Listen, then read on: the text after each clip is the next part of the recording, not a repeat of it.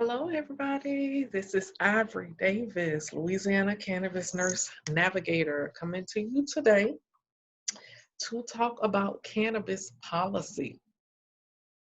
That's right, cannabis policy. So, with all that's going on with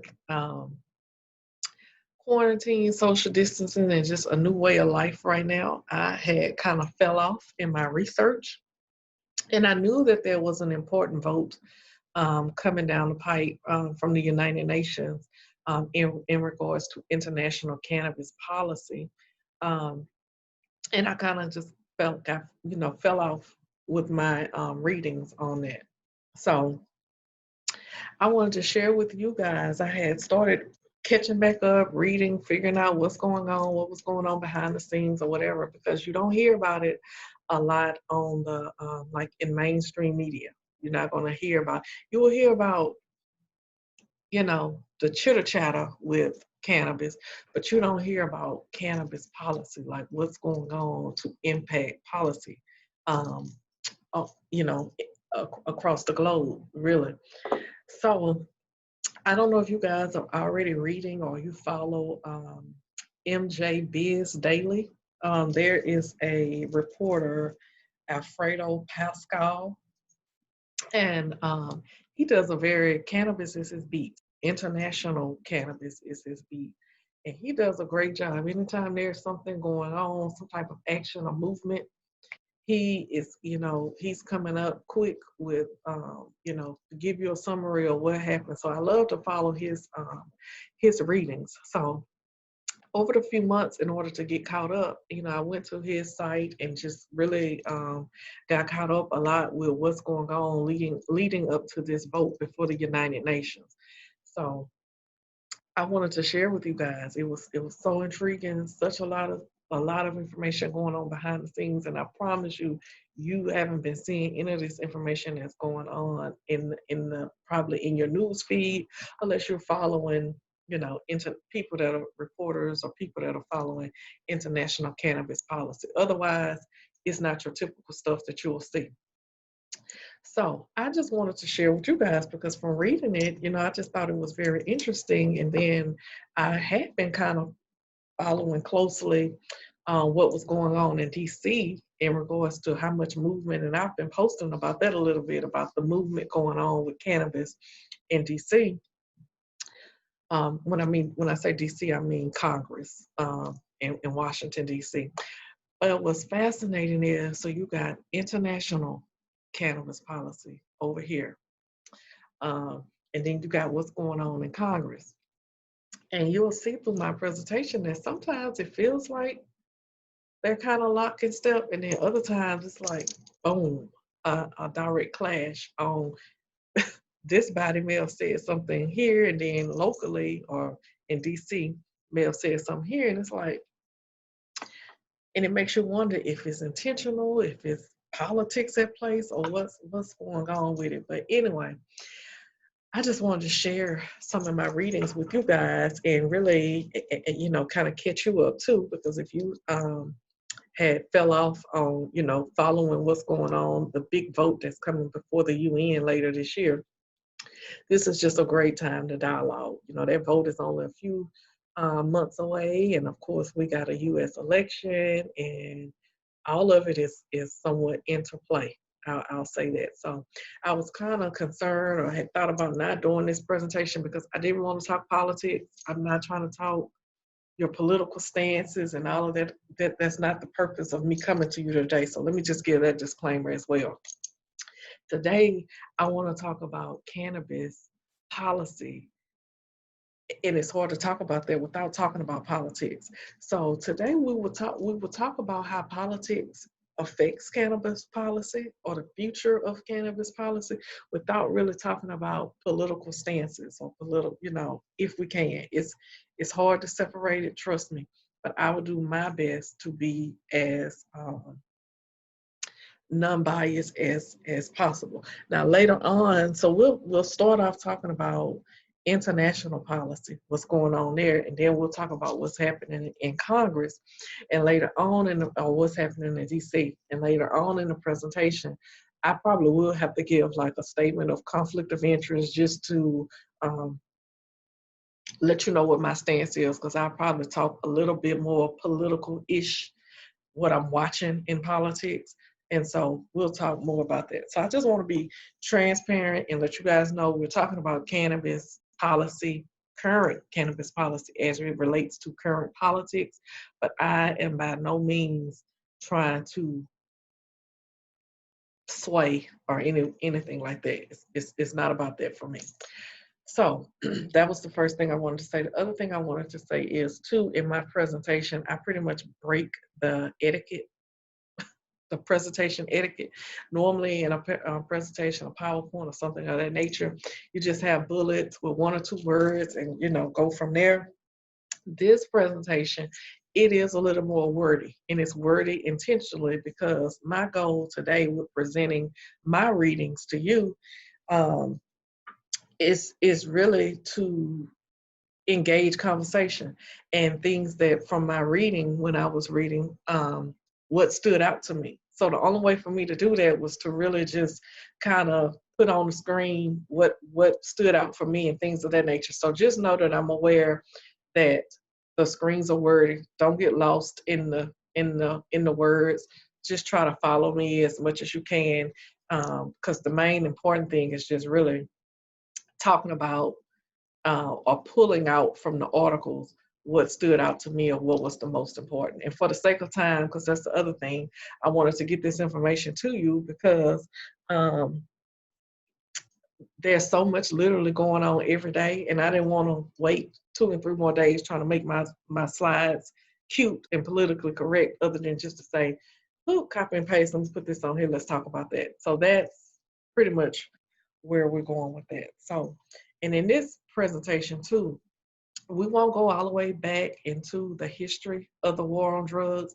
I will leave my my contact information at the end of the presentation, as well as my reference list. I'm kind of working on a reference list of, everything that I quote or say. I'll put, where I got the source from or whatever. But for the sake of time, we won't go off into all of that. I will develop content later on, talking more about the history, because for people that are, if you're a new cannabis nurse or somebody, a nurse or a health professional or just an advocate or anyone that's interested in learning more about cannabis and the road to decriminalization, there is a journey, and sometimes it's kind of hard to piecemeal all that stuff together. So later on, I will try to do more content on the history leading up to. But for the sake of time, we'll probably just start with the year of 2016 and kind of move forward from there. Okay. So let's kind of get into it because we got a lot to discuss.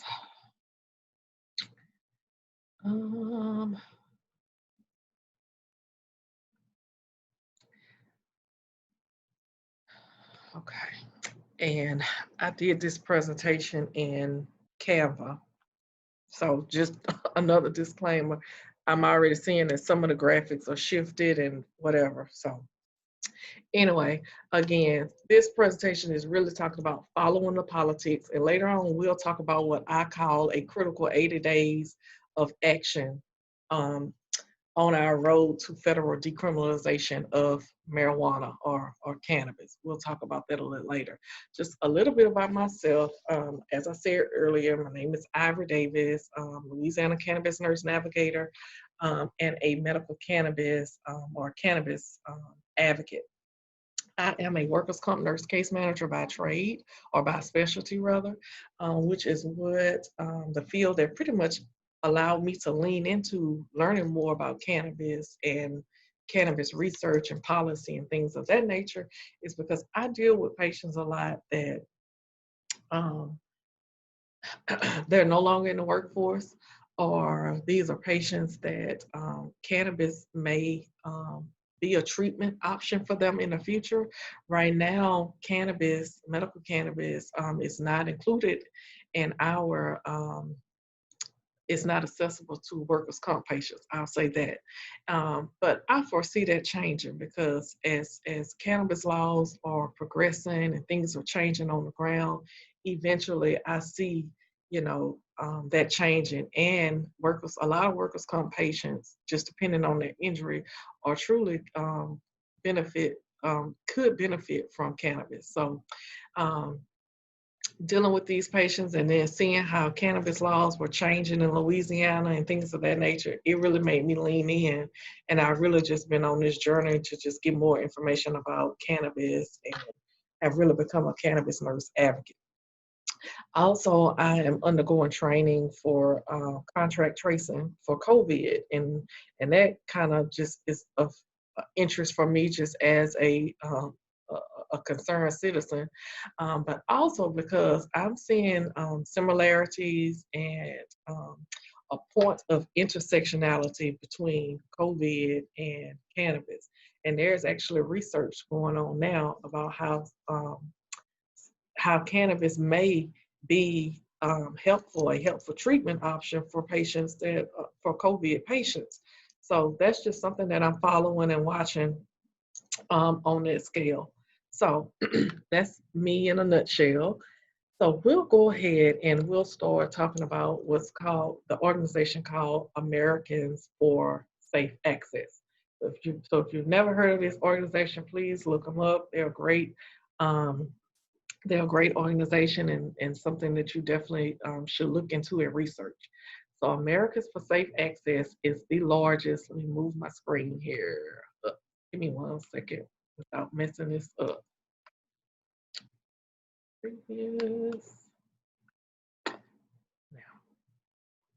Okay, so Americans for Safe Access is the largest national member-based organization of patients, medical professionals, scientists, and concerned citizens for promoting safe legal access to cannabis. So in a nutshell, these are anywhere between patients to professionals that come together to in support of access to cannabis.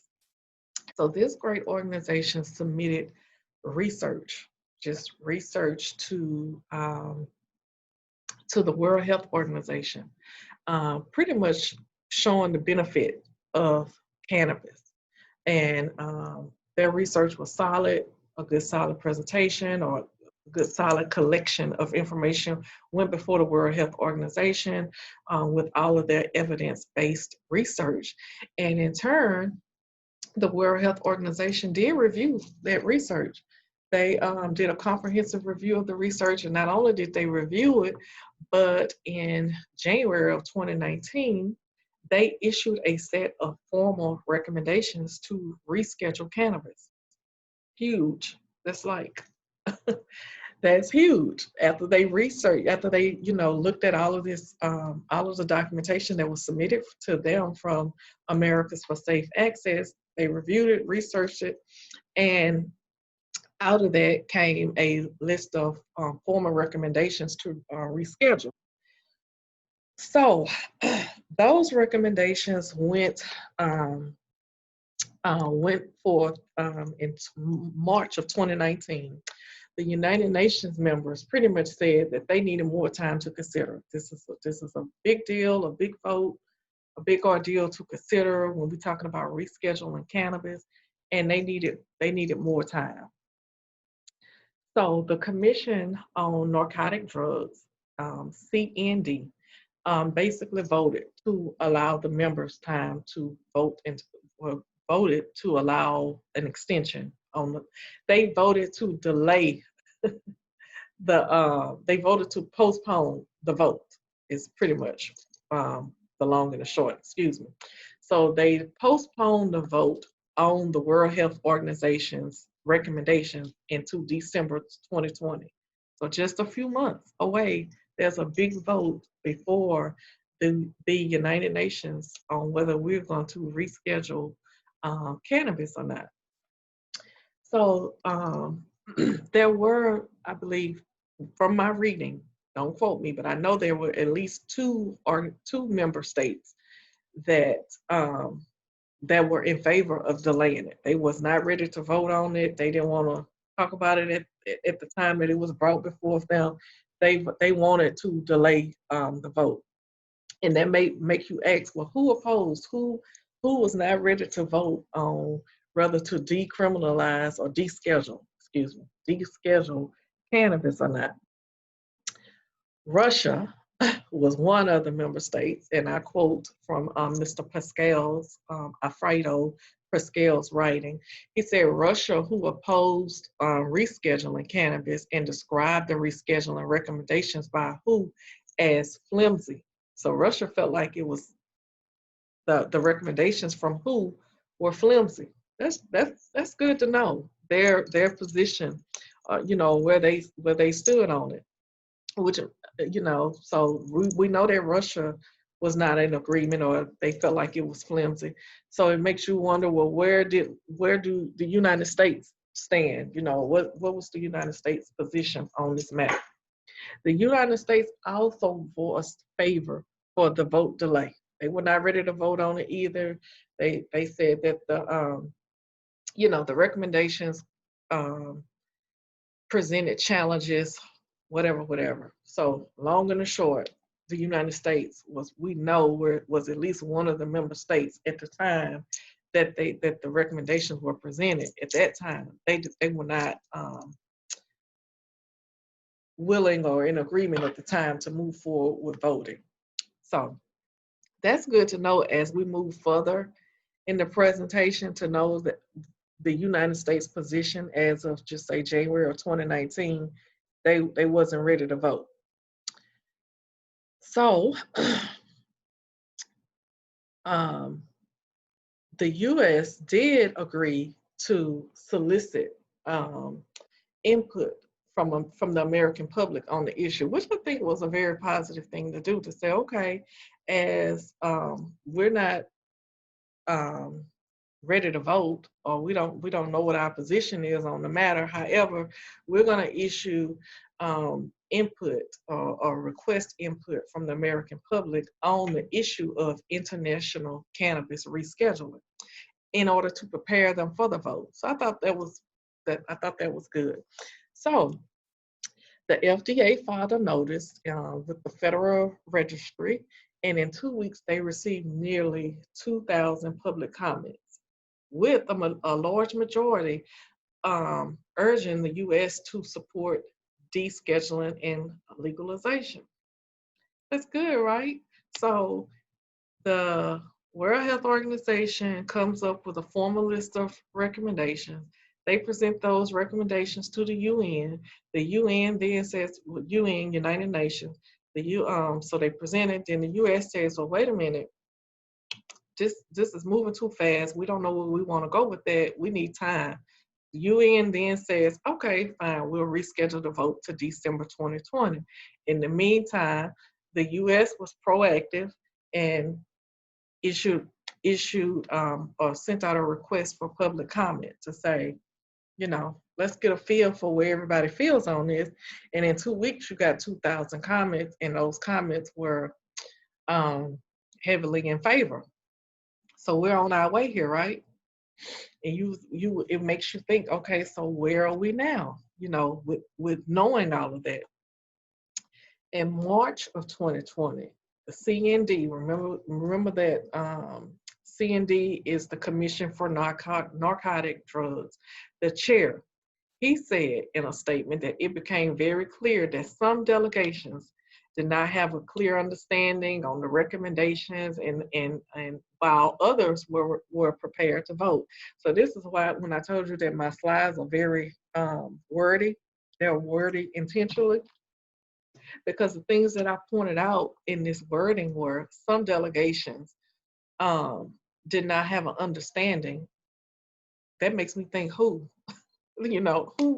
was it, out of these member states? And I want to say it's like, don't quote me, but I want to say it's like 50 plus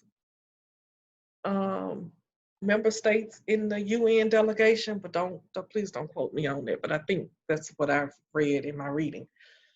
So these were some of the things in my reading that made me say, who were the delegations that did not have a clear understanding? And then who were the others who were prepared to vote? That was just something that stood out to me in one of the articles that I read. So the CND chair voiced support for informal consultation. So in other words, he's saying that everybody's all over the place. I got this member state that say they're not ready. This one saying they need more information. This one saying we're ready to vote. Da da da da. The vote has been postponed to December 2020. But in the meantime, what I would do for you guys is we will have informal consultation where experts can come in from the different member states. Okay, so that's good. So the CND, the Commission for Narcotic Drugs chair, he indicated that there will be 2 to 3 meetings before December, depending on the availability of resources. Again, I thought that terminology. Okay, so we'll have the meeting if we have the resources. So that's something that stood out to me. I could be reading more into that than what it is, but anyway, depending on the resources, will determine if we bring in people to help us sort through the matter. Uh, I don't know. I would like to know what, once I've seen you guys, or once you have a chance to review all of this, if you feel like that was a sticky point or not as well. So he said that I hope that when we go into December, more and more states have better clarity. So I think that that's good. You're offering these informal meetings or consultation meetings so that more states can have better clarity because there was so much confusion. Well, democracy dies in darkness.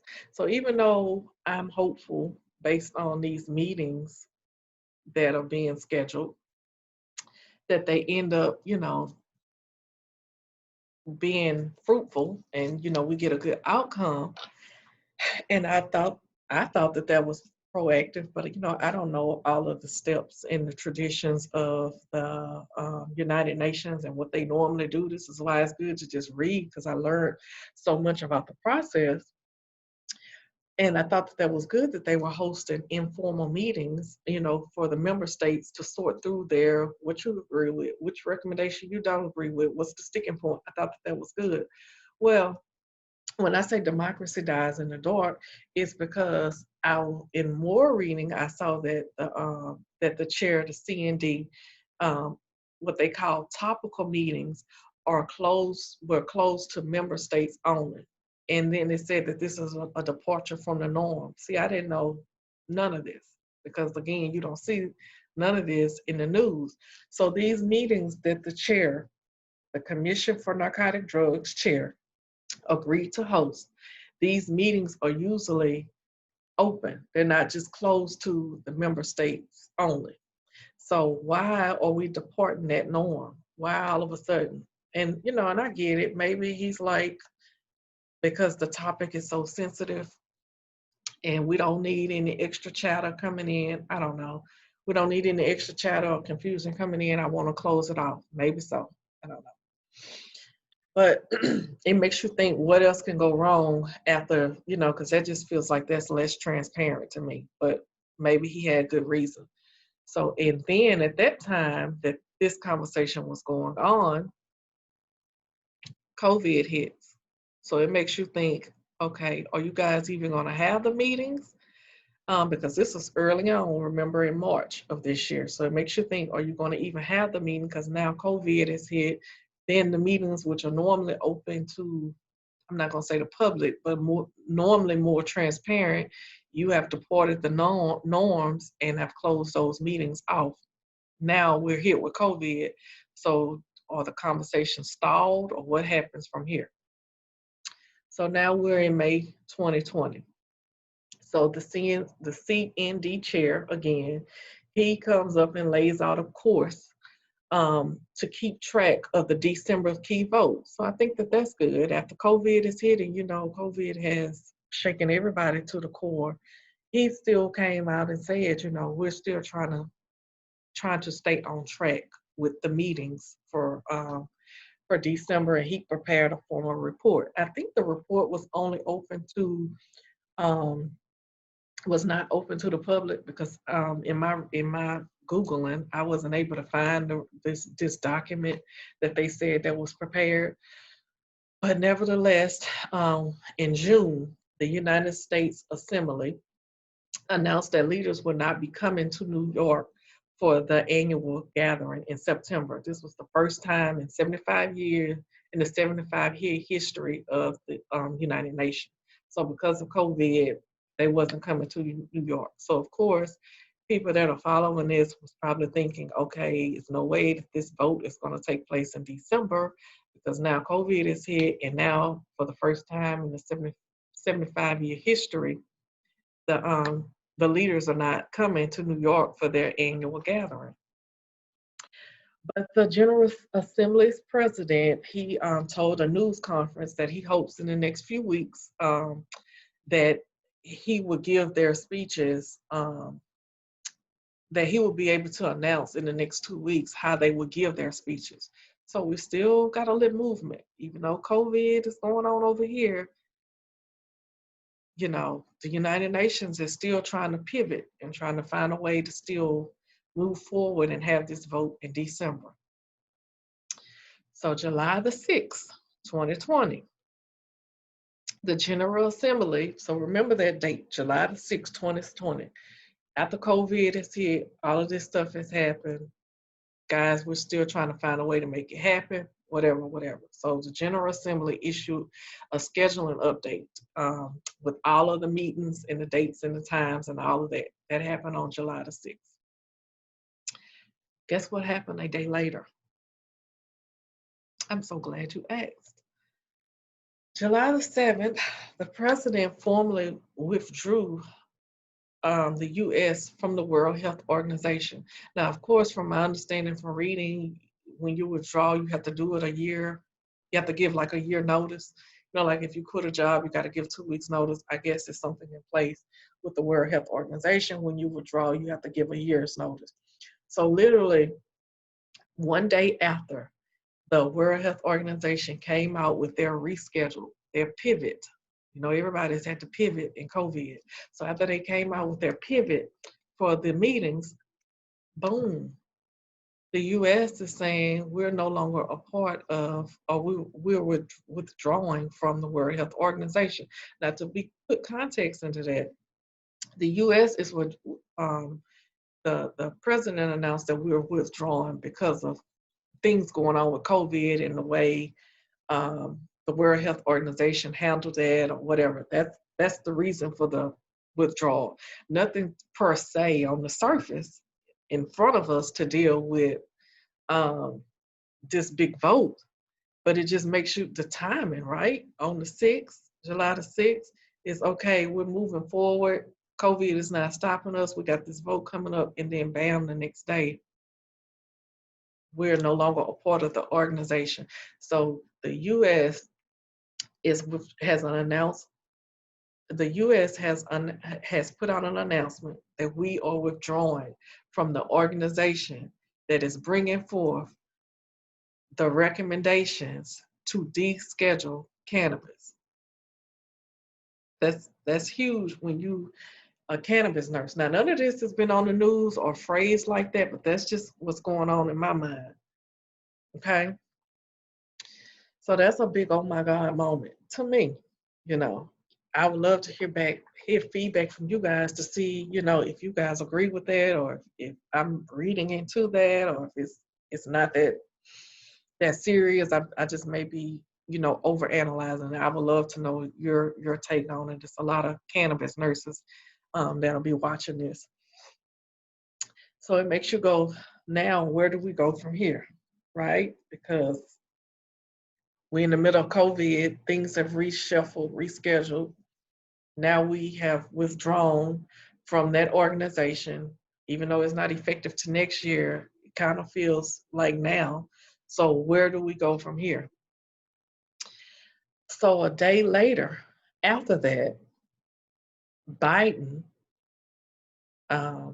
former Vice President Biden, who is running for president, he announced that we will rejoin the World Health Organization on his first day in office. He says that Americans are safer when America is engaged in strengthening global health. On my first day as president, I will rejoin with the World Health Organization and restore our leadership on the world stage. So again, on the 6th, the meetings were rescheduled. On the 7th, the U.S. announced that we are withdrawing from the World Health Organization, the organization that's bringing forth these recommendations to reschedule cannabis. And on the very next day after that, the other candidate said, no, on my first day, we will rejoin with the World Health Organization. So you see what I mean when I said earlier, it feels like a pull and a tangle. And it's a pull and a tangle with what's going on. To me, you got this going on with this organization on an international scale, and then it's seeping into DC. So it was just interesting to me. So the day after that, it's like, okay, Biden, you're going to get us back with the World Health Organization. But then the day after that, your task force don't recommend legalizing marijuana. It's like, okay, where do we go from there? It's like one step forward, two steps back. So that is what it is. So anyway, that was issued on the 9th. So a lot of activity with cannabis, whether you were paying attention or not, whether it directly or indirectly intersected or not, between July the 7th through the 9th, there was a lot of back and forth. And cannabis was seeped in as the undertone, right? So there are a few important dates to note that I pretty much summarized from just a lot of my readings. Those meetings that the CND chair said that he was going to have with the UN meeting members, apparently one of them has already been had because one of them has already taken place. I wasn't able to confirm what date that was, but I did see that the next meeting is scheduled August the 24th and 25th, and the next one is scheduled September the 16th and 17th. So even though I don't think it's closed door, I still will be looking for some type of news to be coming. I still have these dates saved in my calendar just to, 2 or 3 days after that, just to be looking to see if there's anything that seeped or leaked out from the meetings that can just tell us, what happened in the meetings. On September the 18th, that's supposed to be an open stakeholders meeting and the CJEU decision. And I'll talk about that a little bit more. I'll be honest, the CJEU, just from my research, I came across this, and I have to research that a little bit more because I'm not all the way familiar with it, but I'll share in a few slides from now exactly what I learned from that. October of 2020, the World Health Organization Expert Committee on Drug Dependence. So again, this is that same committee that issued the formal recommendation. They're going to meet sometime in October. And then November, we have an election. And then December the 3rd and the 4th, I think is what I saw, is supposed to be the UN vote on whether to deschedule cannabis or not. So when I say a lot of activity going on. So I'll leave that screen up for a minute if you guys want to get those dates, because that's a lot of movement going on, right? Okay. So a little bit about the details of the 3 topical meetings with the UN members. So remember, I told you earlier that democracy dies in darkness, and that there was concern that these meetings was a departure from the norm, whereas the meetings are usually kind of more open to other stakeholders, but this time they were not going to be open. Well, we'll talk about the details, some of the details that I was able to surmise from the 3 topical meetings. Participation will be limited to UN member states only. So I already told you that. Participation of subject matter experts is highly desirable for focused and rich discussion, and it encourages the delegations of the countries to include experts with knowledge on economic, social, legal, administrative matters to follow up in in-depth discussion. So that's pretty much just saying that they will be still meeting with subject matter experts. Like, don't worry if you are not in the room per se. We'll be meeting with these subject matter experts to incorporate, you know, all of this material. So don't worry about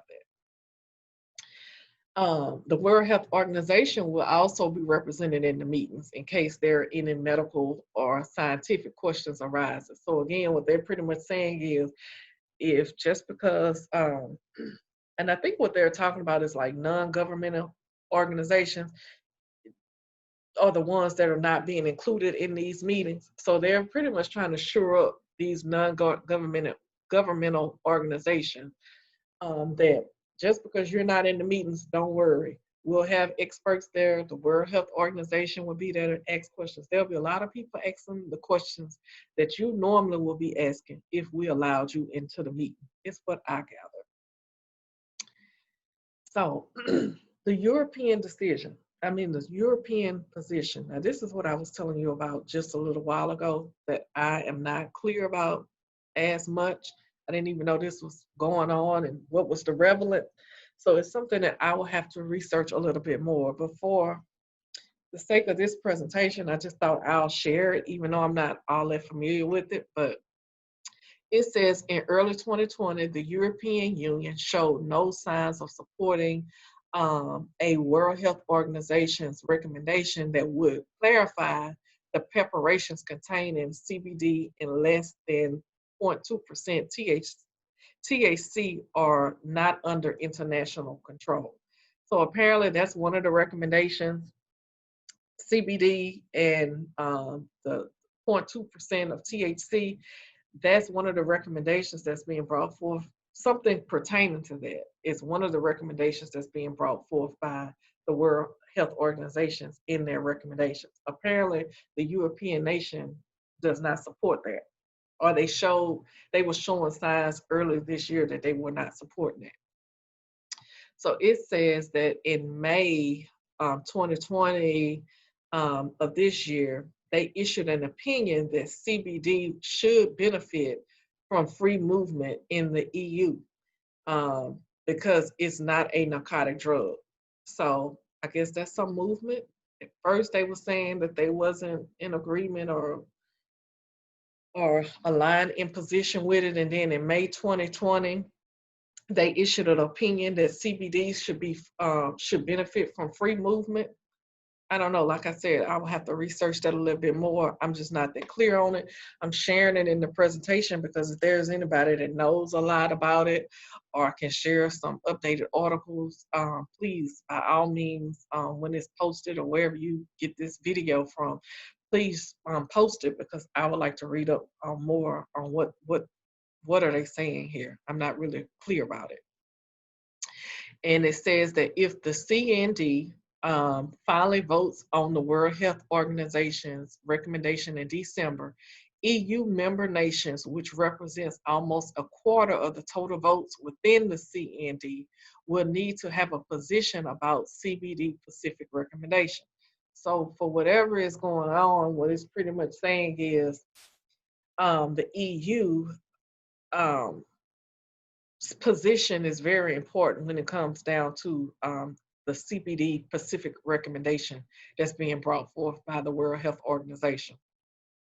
So in translation, the best that I can translate that to mean is that if the CJEU decision, which is expected in September, recognizes that CBD isn't a narcotic, it would be coherent that EU member states support the corresponding World Health Organization recommendation.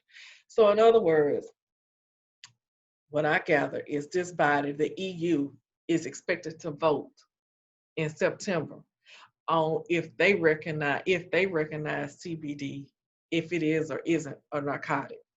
And I guess what they're saying is, depending on how they vote for that, will, I guess, give them leeway or give us an insight on if they support the World Health Organization's recommendation as it relates to CBD. I know that's a lot of wording, but that's what I gathered. Okay.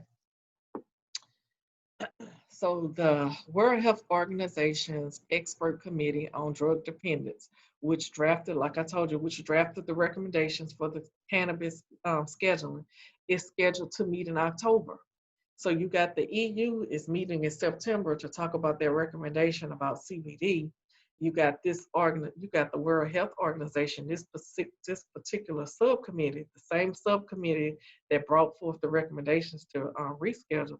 They're meeting in October, which means that the current CDC plan, there is a chance to discuss the outcome of the debate from the ECDD meeting. So in other words, what that's basically saying is, in October, they should be discussing what happened with the what happened with the EU vote in September. A lot of words, I know, and I apologize. I'm not trying to confuse anybody. So pretty much the long and the short of that is, be on the lookout for what the EU decides in September about their position on CBD, and in October, be on the lookout for what the World Health Organization discuss in October, and see if they give any indication to what the EU discussed in September. Okay, I told you guys a lot of information. So all of this is important because this is Mr. Pascal's reading, who is basically the international cannabis expert reporter. He says that if they see a legitimate reason to do so, the ECDD, that's that subcommittee, their members could, without infringing on their own mandate, still consider making some changes to the recommendation. So in other words, if the EU meets in September to talk about their recommendation, so apparently the EU had a issue with one of the recommendations that involved CBD. So they're going to meet in September to kind of resolve that issue. So it's expected that when the World Health Organization, this subcommittee, the ECDD subcommittee, meets in October, we're going to be looking for them to comment on what happened in that September meeting with the EU. And if there's some discrepancy, what they're pretty much saying here is they can make changes to their recommendation. So there's a lot of movement going on, and this is my summation. This is why I'm sharing with you guys to get your opinion. It seems like World Health Organization is doing a lot of movement to try to come up with a compromise, because they're saying, hey, if you guys don't agree with that recommendation, tell us what you agree with, and we may can change our, we may can modify our recommendations to help shore you up, because the EU constitutes a large block of the vote. So we want to make sure that we're successful, is what I'm gathering, when we go forth in December. Let me know if you guys don't interpret that way. That's why I'm putting, again, the whole direct quote on here instead of just sharing my thoughts. I'm summating the articles. So the recommendations are now being considered, as we already said, just to bring us back into gear. These recommendations are all now being considered, pending this consideration before the UN's Commission on Narcotic Drugs in December of 2020. And just a footnote there, if anybody's on Twitter, or I guess they probably have a Facebook page or some other page, I think their Facebook page is CND Tweets. If you want to just stay current on any action that's coming before this, the CND. I think it's CND Tweets, but if not, just search it, and you may want to follow them to stay on top of what comes out, because there are so many meetings going on, as I showed you before December, and anytime it's a meeting going on, they share it, and then it just kind of brings you up to speed. Okay. So the International Narcotics Control Board and the United Nations Office of Drug and Crime would also attend, and would other intergovernmental organization if they have a mandate that is relevant to the specific recommendations. So that's just saying those organizations will also attend the topical meetings, those 3 meetings that everybody else is shut out of. They're saying that don't worry that you're not able to attend, or that your organization is not able to attend. These people will be there, and they'll be there to answer any questions, pretty much. So when I was talking about the politics of things earlier, without talking about political stances, this is the politics of things. The UN's vote, as important as it is, it's going to be a month after the US election. So think about that. There will be the opportunity to pressure your state legislator, or your state, your representative, your congressman, will probably be null and void, because they would have either won or lost their election in November. And then when the UN vote comes, it's like, okay, where does the US stand on this? I guess it's not so much as your congressman as it is the president, because it's a political issue anyway. It's still a United States issue. I'll say that. I think it's a United States issue. The question is, where do the US stand before the US election? Where do we stand on descheduling cannabis? Because that's important. We need to know that before the election, because the vote before the UN is after the election. So when I told you earlier that we were going to talk later on about why these 80 days leading up to the election is pivotal, it's pivotal, but it's pivotal as it relates to cannabis, because I kind of need to know what your position is on cannabis and the descheduling of cannabis, because I'm already knowing that this vote is going to take place after your election. It's pretty much the long and the short of that, if that makes sense. So watch this space. So the question then becomes, what can we do before the election to garner support for the December UN vote? That's something that, as cannabis nurses, cannabis nurse advocates, any advocate in the cannabis space, concerned citizens in the cannabis space, we really need to be thinking about that. A historical cannabis vote, international cannabis policy vote, is coming forth in December, but it's going to be 1 month after, literally 1 month to the day after the US election. So we need to be trying to figure out before the election then, what can we do to garner support in December?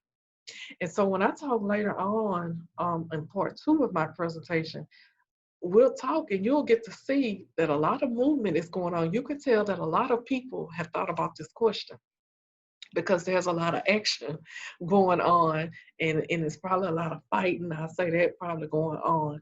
So where you could tell that this question is on the mind of a lot of people, even though you may not hear this question in the news, it's on the mind of a lot of people, because you're going to see all of the action that's going on.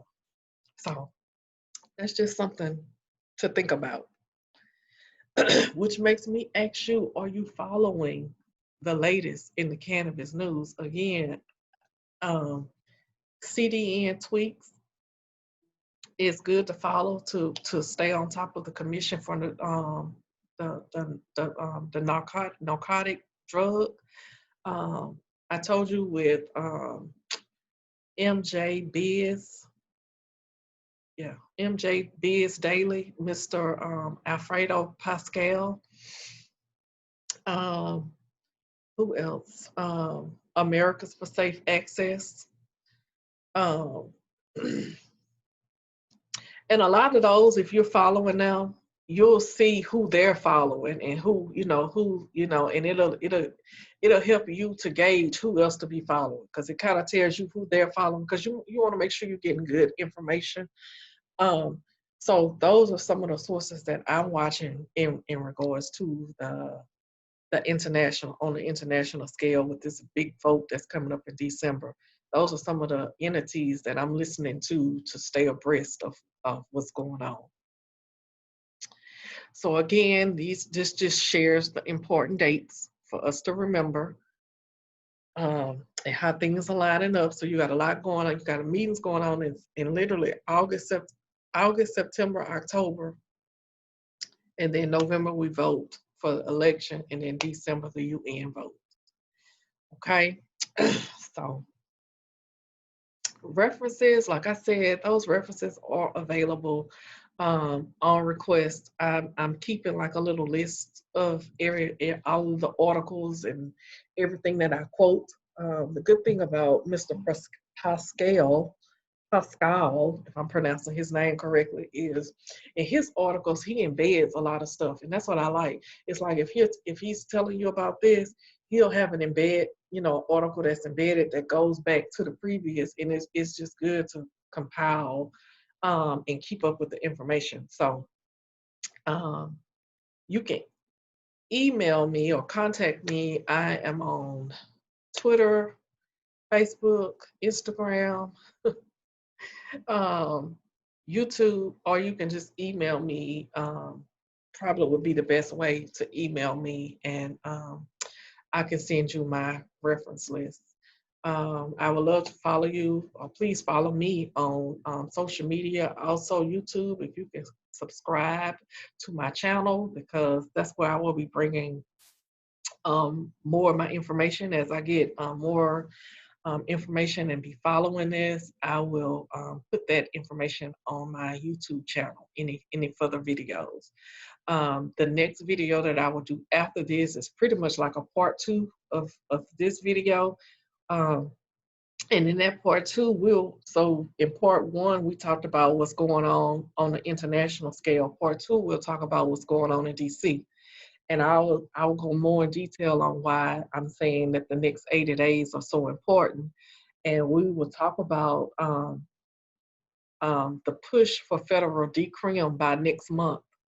Okay, that's why I'm saying that there are other people that know and feel the pressure and realize the sequence of voting.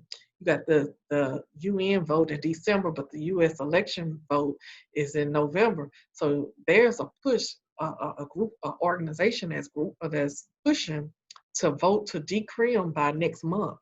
That's huge. Have you guys been following that?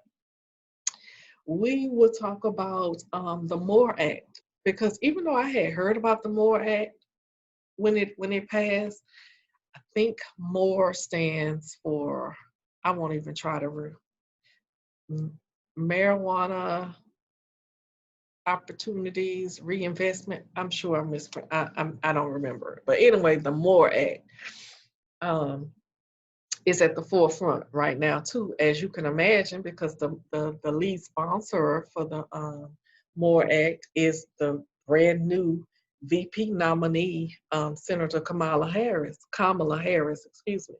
So as you can imagine, the M.O.R.E Act is very much in the forefront right now. And it's just interesting to know where our elected officials stand. And also in part 2, we'll talk about the latest research, some of the latest research that's coming out. So I guarantee you, you do not want to miss part 2 of this series. And so we'll be in contact. Thank you guys for listening. Please contact me if you have any questions. Thanks.